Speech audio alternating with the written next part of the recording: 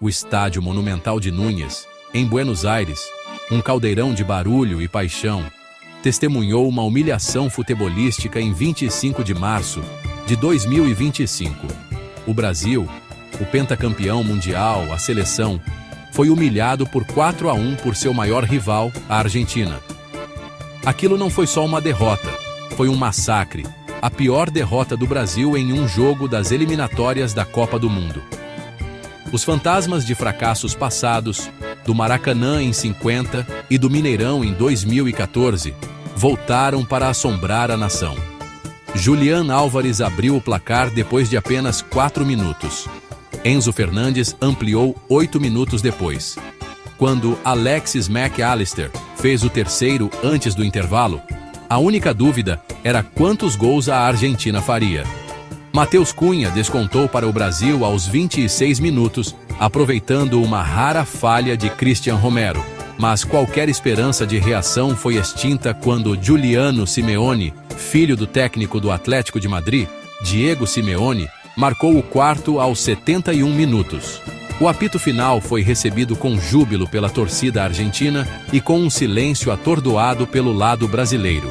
Para os jogadores de amarelo, foi uma longa caminhada para fora do campo, com a cabeça baixa de vergonha. A derrota enviou ondas de choque pelo futebol brasileiro. Algo estava podre no reino da seleção. A investigação começou imediatamente. Como um time tão abençoado com talento individual poderia ter um desempenho tão ruim coletivamente? Cadê o famoso jeitinho brasileiro? A ginga, As acusações apontavam em várias direções, para o técnico, para os jogadores, para a Confederação Brasileira de Futebol, CBF. Mas uma palavra continuava aparecendo na autópsia empresários. Dorival Júnior, um homem que havia trazido alguma ordem para a seleção brasileira após um período turbulento, tornou-se a mais nova vítima da derrota. Ele foi demitido apenas 3 dias após o desastre de Buenos Aires, encerrando abruptamente seu reinado de 14 meses. Dorival tinha estabilizado o barco, guiando o Brasil para 7 vitórias, 7 empates e apenas 2 derrotas. Mas a forma da derrota para a Argentina, o abismo entre as duas equipes, foi considerada inaceitável. A demissão de Dorival continuou uma tendência preocupante de instabilidade no comando da seleção. Ele próprio havia substituído Fernando Diniz, que foi nomeado interinamente em janeiro de 2024, após os planos de trazer Carlo Ancelotti do Real Madrid fracassarem. Diniz, conhecido por sua filosofia ofensiva, durou apenas 9 meses, pagando o preço por uma série de atuações pouco convincentes. A porta giratória de técnicos apontava para um mal-estar mais profundo no futebol brasileiro. Parecia não haver um plano claro, nenhuma visão de longo prazo. Cada novo técnico trazia suas próprias ideias, sua própria filosofia, mas nenhum teve tempo para implementá-las. As constantes trocas criaram uma sensação de incerteza e instabilidade, que se refletiu no desempenho da equipe. A falta de continuidade na comissão técnica foi espelhada por uma falta de consistência na seleção do time. Jogadores entravam e saíam da equipe com uma regularidade alarmante. A fase parecia importar menos do que a reputação, ou talvez algo completamente diferente. Começaram a circular boatos sobre a influência indevida de empresários de jogadores, que diziam ter cada vez mais poder nos bastidores. A influência dos empresários no futebol moderno é inegável. Eles são os negociadores, os que fazem os acordos, os guardiões das estrelas. Mas no Brasil, sua influência estava atingindo níveis sem precedentes, e nem todo mundo estava feliz com isso. Os críticos argumentavam que os empresários estavam agora dando as cartas, ditando as escalações e colocando seus próprios interesses financeiros à frente do bem-estar da seleção. Os empresários estão mandando no espetáculo, lamentou o ex-técnico da seleção brasileira Vanderlei Luxemburgo em entrevista à rádio. Eles decidem quem joga e quem não joga. O técnico é apenas um fantoche. As opiniões de Luxemburgo embora talvez extremas, foram repetidas por muitos dentro do futebol brasileiro. Havia uma sensação crescente de que os empresários haviam se tornado poderosos demais, que sua influência estava corrompendo a alma do futebol brasileiro. As acusações contra os empresários eram numerosas e variadas. Alguns os acusavam de pressionar os técnicos para escalar certos jogadores, independentemente de sua fase ou condicionamento físico, a fim de aumentar seu valor de mercado. Outros afirmavam que os empresários estavam usando sua influência para garantir contratos de patrocínio lucrativos para seus clientes, mesmo que esses contratos não fossem do interesse da seleção. A CBF, por sua vez, negou qualquer irregularidade e insistiu que a seleção da equipe era prerrogativa exclusiva do técnico.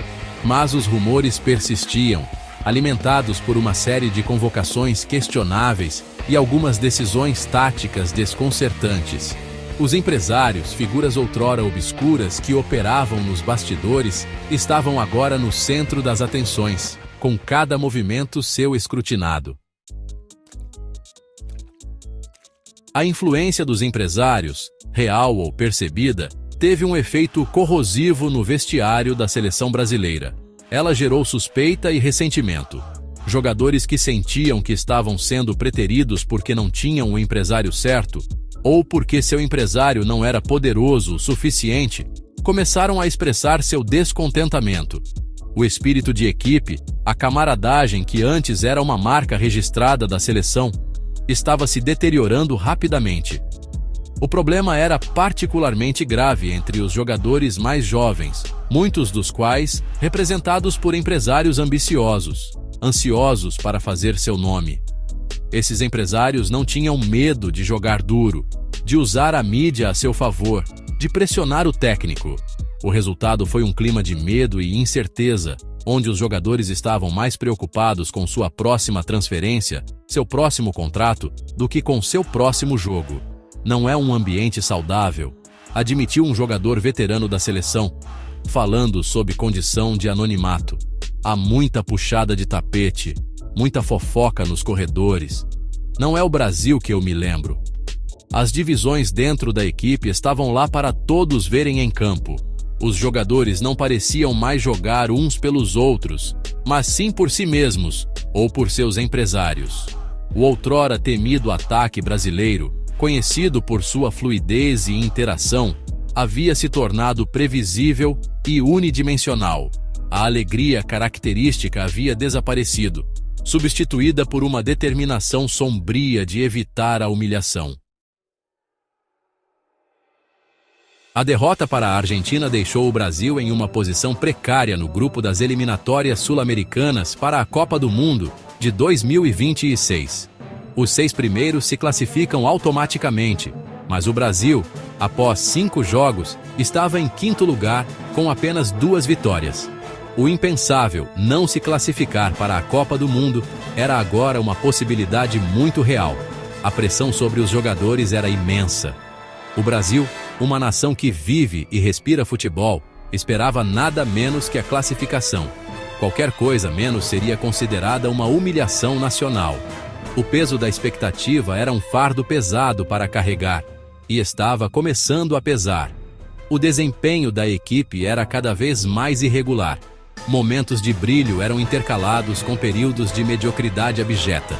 Os jogadores pareciam estar jogando com medo de cometer um erro, com medo de ser aquele que custaria ao Brasil sua vaga na Copa do Mundo.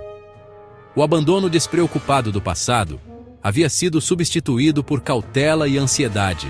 A torcida também estava começando a perder a fé. Os estádios não estavam mais lotados, e o rugido ensurdecedor da torcida havia se reduzido a um murmúrio.